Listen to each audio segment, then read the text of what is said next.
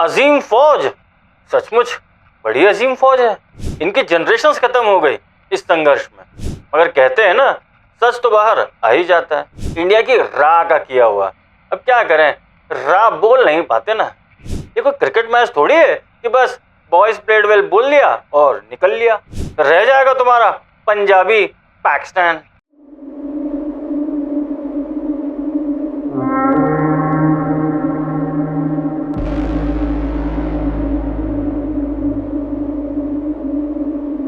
नमस्कार मित्रों, मैं सौरभ और आप देख रहे हैं भारतवर्ष। एक स्लैंग तो आप लोगों ने कई बार सुना होगा, बाप मरे अंधेरे में और बेटा पावर हाउस। कुछ यही हाल पाकिस्तान का है। पाकिस्तान के इमदडिम पीएम इमरान खान और उनके असली माई बाप कमर जावेद बजवा की बीएलए बोले तो बलूचिस्तान लिबरेशन आर्मी ने पिछले 48 घंटे से बड़ी सुझा के रखी है।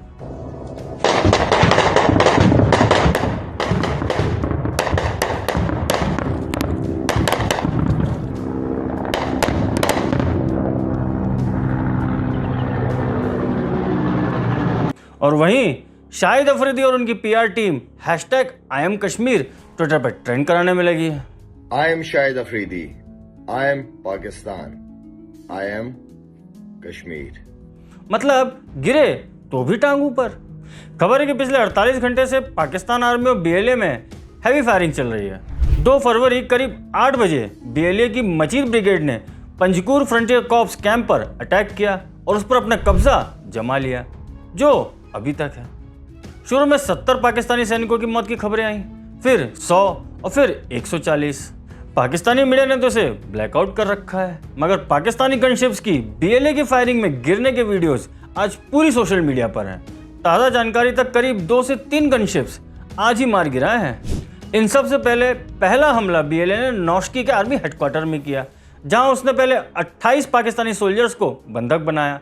और जब पाकिस्तानी फौज ने अपना रेस्क्यू ऑपरेशन शुरू किया तो खुद उसने अपने ही 127, जी हाँ 127 सैनिक गंवा दिए। इतना सब होने के बाद कल ये ऑपरेशन खत्म हुआ।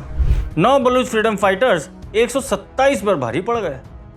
सुनने में आया है कि शेख चिल्ली रशीद ये बड़की मार रहे हैं। रात देर गए दहशतगर्दों ने नोशकी और पंगजोर पे एक बड़ा हमला किया, जिसे हमारी अजीम अफवाज ने नाकाम बना दिया और नोशकी में 9 दहशतगर्द मारे गए और 4 पाक फौज के अजीम जवान भी शहीद हुए और पंगजोर में 6 दहशतगर्द मारे गए। और दोनों जगह से, पंगजोर से भी और नोशकी से भी, उन्हें दहशतगर्दों को बाहर धकेल दिया गया और अजीम फौज ने अपनी रवायात जिंदा रखी। अजीम फौज, सचमुच बड़ी अजीम फौज है। 48 घंटे लग गए तुम्हारी फौज को 127 सैनिक गंवाकर एक हेडक्वार्टर छुड़ाने में, और एक हेडक्वार्टर में तो अभी भी संघर्ष चल रहा है। सही है, आप लोगों ने तो कुछ महीने पहले ये पढ़ा ही है कि पाकिस्तान स्टॉक एक्सचेंज कराची में बीएलए ने हमला किया था। उन बीएलए फ्रीडम फाइटर्स को पता था कि वो मार दिए जाएंगे, वो नहीं टिक पाएंगे इस फौज के सामने, मगर फिर भी वो लड़े, क्योंकि उनके पास लड़ने के अलावा और कोई ऑप्शन नहीं बचा है अपनी स्वतंत्रता के लिए। इनकी जनरेशन्स खत्म हो गई इस संघर्ष में। बलूचिस्तान की आज़ादी की लड़ाई 1948 से चल रही है। जब भारत और पाकिस्तान आज़ाद हुए थे तब यही बलूचिस्तान एक इंडिपेंडेंट नेशन था, मगर पाकिस्तान आर्मी ने मौका देखकर पूरा बलूचिस्तान हड़प लिया। असल में ग्रेटर बलूचिस्तान की जब हम बात करते हैं तो इसका कुछ हिस्सा ईरान के पास भी है, जो अंग्रेजों से पहले ईरान दबा गया।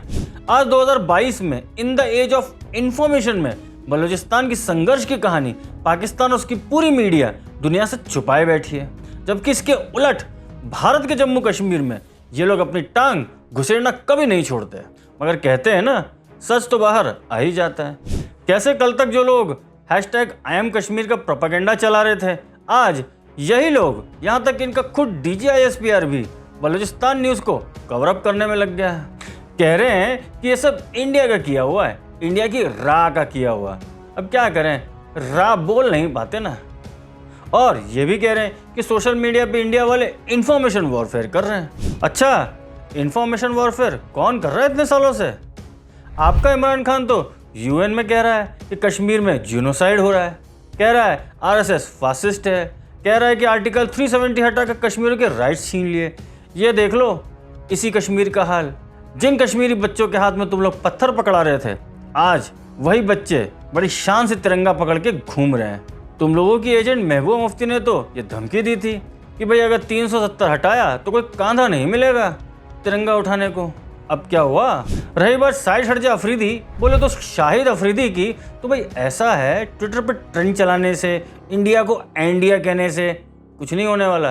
ये कोई क्रिकेट मैच थोड़ी है कि बस बॉयज प्लेड वेल बोल लिया और निकल लिया।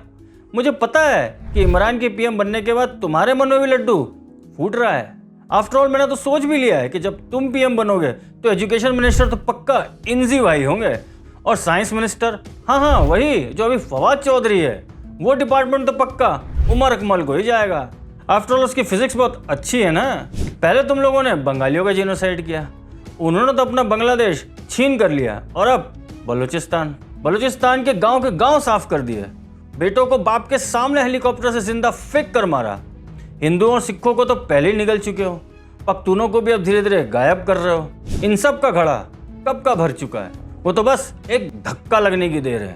उसके बाद बलूचिस्तान अलग, सिंधु देश अलग और पख्तूनिस्तान अलग, फिर रह जाएगा तुम्हारा पंजाबी पाकिस्तान।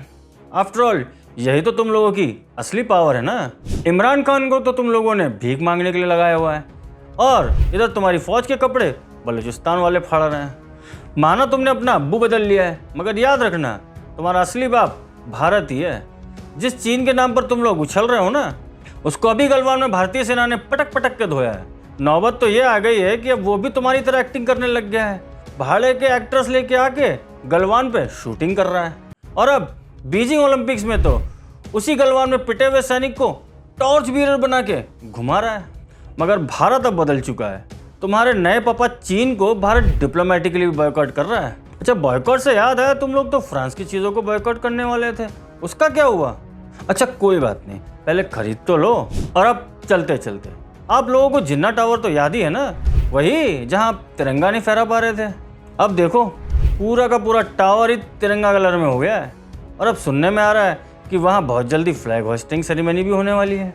यही आप लोगों की ताकत। तभी तो मैं कहता हूँ कि इस नए भारत के भाग्य विधाता हम हैं। अगर आप भी इमरान के बाद अब शाहिद अफरीदी को पाकिस्तान का पीएम बनवाना चाहते हैं तो इस वीडियो को लाइक, कमेंट, शेयर और चैनल को सब्सक्राइब अवश्य करें, क्योंकि इस नए भारत के भाग्य विधाता हम हैं। धन्यवाद।